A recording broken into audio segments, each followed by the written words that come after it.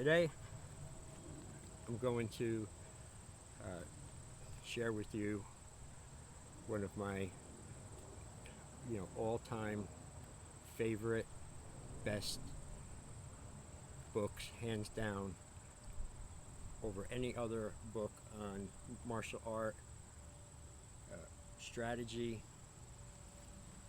mindset, everything, all in the Book of Five Rings. So if you know the Book of Five Rings, great, learn it more. If you don't, well, again, this is something I suggest you run, don't walk to and get, and study it and keep it.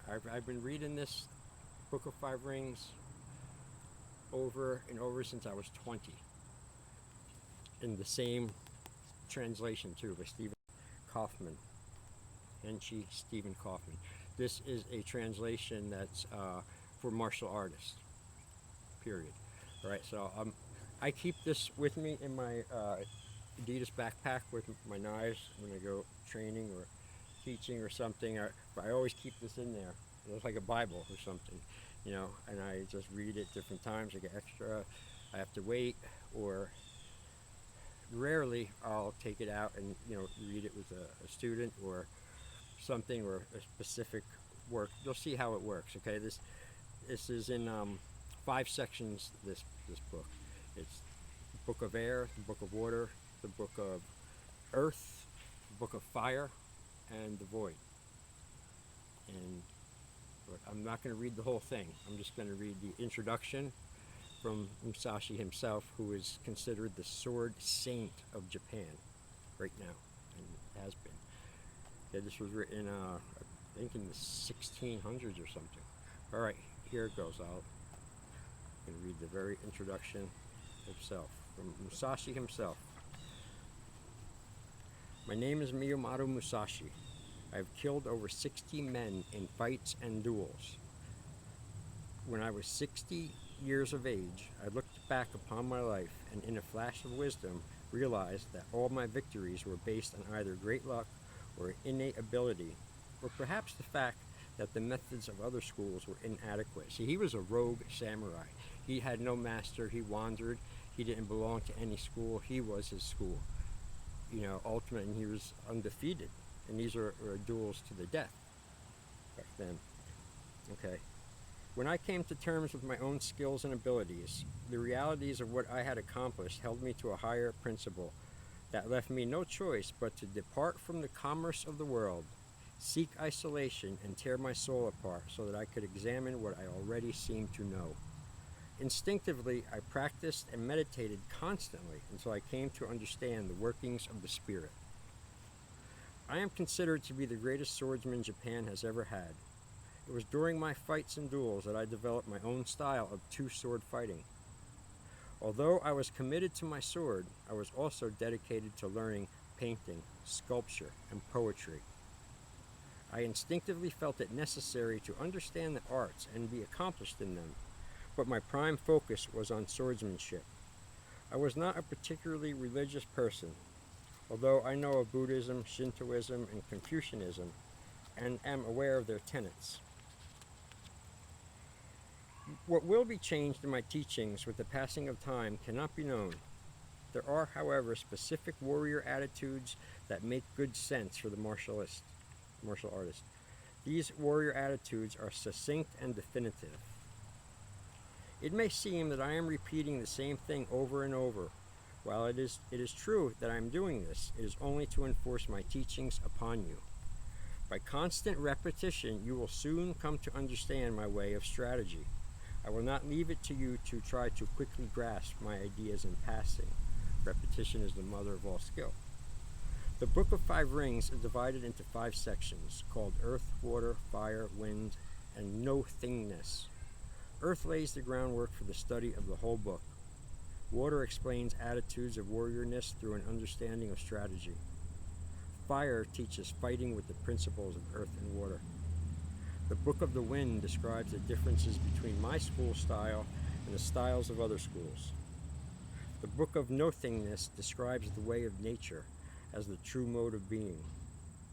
I have not followed the paths of other men. I have lived without the benefit of a teacher, and by my own devices I became the master of myself, and thereby master of the sword and the brush, never differentiating between any of these arts.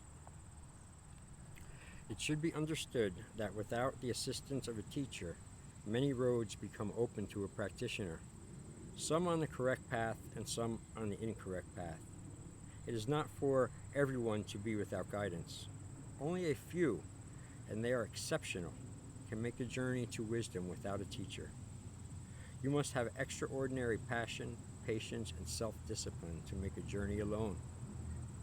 The goals must be understood, definitive, and no diversion can be acknowledged or permitted if you are to attain enlightenment within the sphere of a chosen art. This is a very difficult road to travel, and not many are made for it. It is frustrating, confusing, very lonely, certainly frightening, and will sometimes make you think you do not have much sanity left to deal with the everyday surroundings of your world. Although there is no guarantee that you will attain perfection, it must all come from inside you, without any preconceived notions on your part. And so we begin. And then that would start the book of Earth. Yeah. Okay, so not like I said, I'm not going to read it anymore. That was just the intro to give you the idea. But I did flip through it before and picked out two quick ones I could read to give you kind of a taste of like what the books are like. All right, here's one. The third control. It's called The Third Control of the Enemy. Never be overwhelmed by the enemy. You can ensure this by keeping your spirit tall and your resolve strong. Regardless of how the enemy approaches, your main thought should be to cut him down. Should the enemy attack strongly and calmly, you must become one with the attack, and through superior resolve, cut him down swiftly. Without constant practice, it is hard for words to convey the true meaning of the thought. To come to understand something that appears obvious, you must constantly probe into the meaning of these words. You must unceasingly practice the techniques. When you think you understand something, you have made only the first approach to it. To further clarify your understanding, you must read and read again. Each time you read and practice a thing, the spirit of the thing itself will reveal more of itself to you. Study is a lifelong undertaking. That is why it is said that the warrior first understands being a warrior when he no longer concerns himself with being a warrior. The main thing to understand is that you must have no hesitation in killing the enemy. And that's just one little book part of Fire. That's from the book of Fire. All right, one last one. I had a second one ready for y'all. Again, this is from the book of Fire. No, book of Water. This one. It's called Taking the Advantage in Combat. Practice is the only way that you will ever come to understand what the way of the warrior is about. Constant striving for perfection of the self through a chosen art is the only path to enlightenment. Words can only bring you to the foot of the path, and to attain mastery and perfection, you must constantly strive to better yourself through an understanding of your chosen way. You can sit here and read this easily all day, you know. But again, I'm gonna read more of these, you know, and other videos to come. It's just so great. It's another way of me processing it and learning it more to myself and sharing it.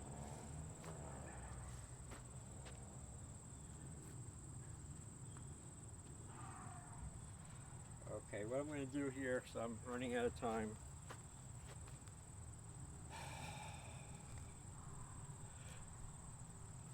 I'm not going to have time to show what I planned on, but I can show the beginning. It was just one of the ways how I warm up.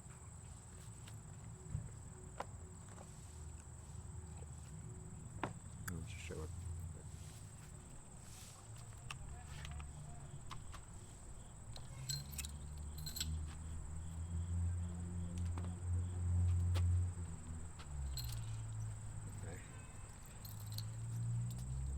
ducks.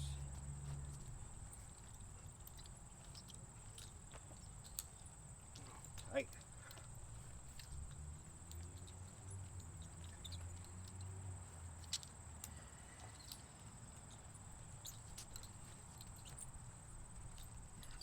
Loosens up your back, shoulders. Boy, I'm tight. I gotta do this more often again. But that's great to do, especially right before doing stuff with the bowie.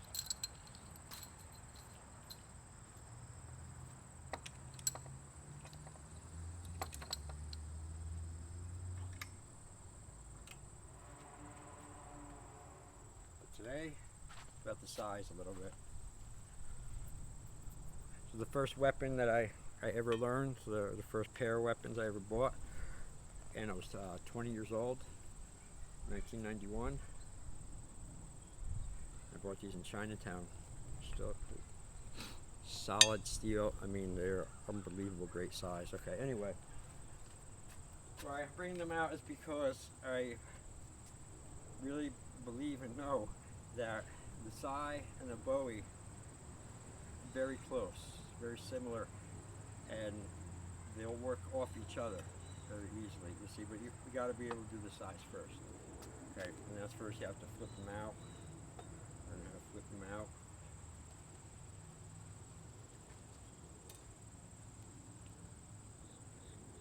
And then twirl them. You know, this strengthens up your fingers and your wrists like really, really good. You definitely need that for knife fighting, bowie fighting. And then like small basic forms. Something like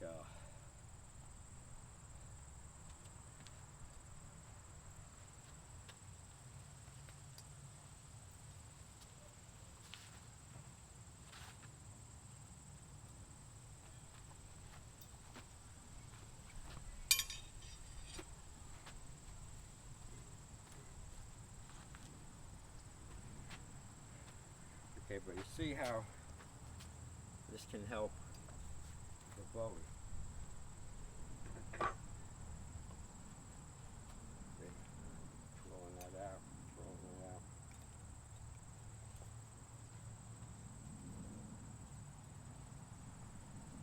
Back cutting. Back cutting with the sais.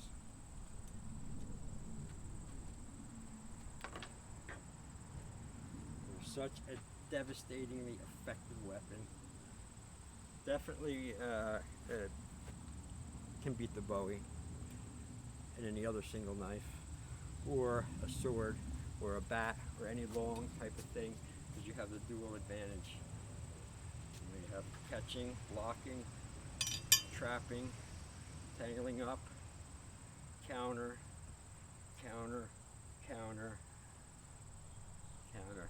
Ripping with these, come across, rip. For a great workout,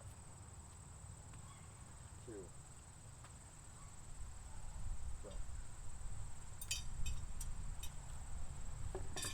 Alright, before I end here, we're going to go over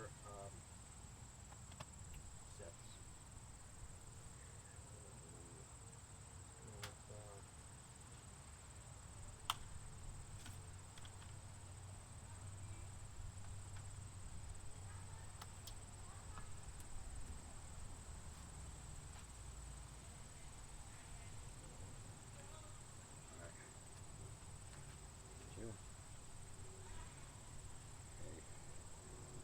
I'm going to do set number 1, set number 5, set number 8. Alright, that'll be it. 1, 5, and 8. Starting with the generic opening.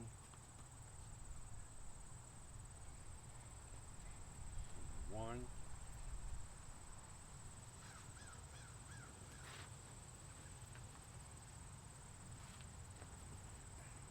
Number 1. Number 5.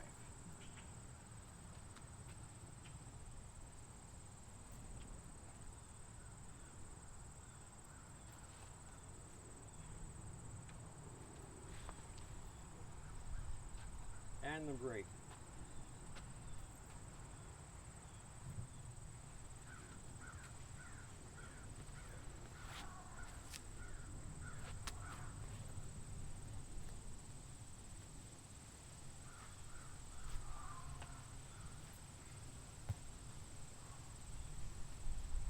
That's it.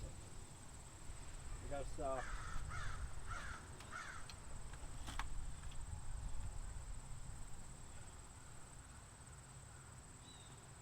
Because I gotta go somewhere. Alright, it's a good little chunk anyway. See you next time.